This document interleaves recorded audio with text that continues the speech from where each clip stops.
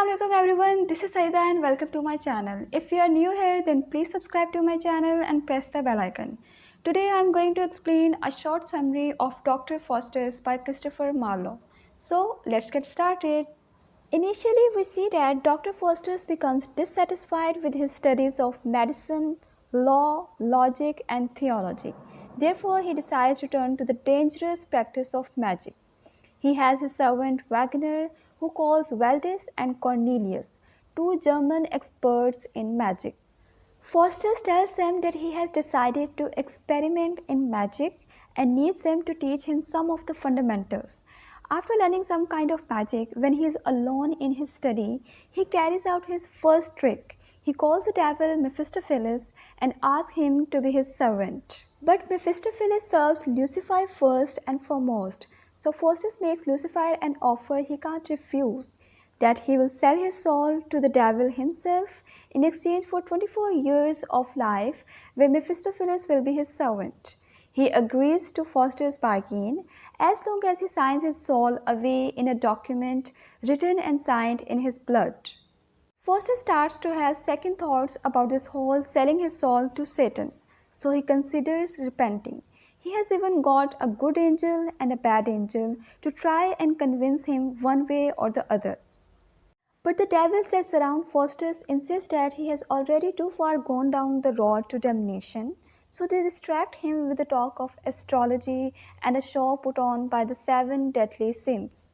Mephistopheles takes Faustus on a wild ride through the heavens and around the globe, finally stopping in Rome where he torments Bob by stealing his dishes and food during a feast. Then in Germany, Faustus impresses the emperor with a few magic tricks, including putting horns on the head of Benvolio. Enraged by his humiliation, Benvolio enlists his friends Martino and Frederick to help him kill Faustus. Back in England, Faustus sells a horse to a horse dealer. When the man rides his new horse over the water, it changes into a bale of hay. As it turns out, the horse dealer is not the only one Faustus has wronged. Now, nearing the end of his life, Faustus meets an old man who counsels him to repent and turn to God once again. On Faustus' last day of life, he confesses all his bad deeds to a group of scholars who promise to pray for the guy as he meets his end. Faustus' good and bad angels appear and show him a glimpse of heaven and the hell.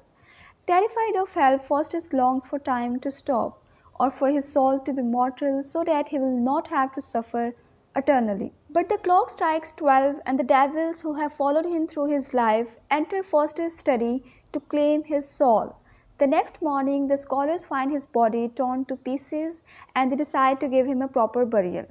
Finally, the chorus ends the play by interpreting Faustus' story as a warning to the wise people.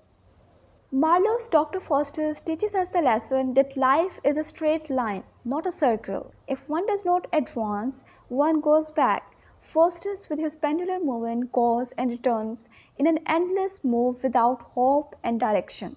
We see constant contradiction between good and evil, personification of abstract ideas, crime and punishment, unlimited desire of human being, and downfall of human being as an outcome of the disobedience of the orders of God. It gives us a lesson that we should never ever give our soul to devil for this temporary world full of illusions.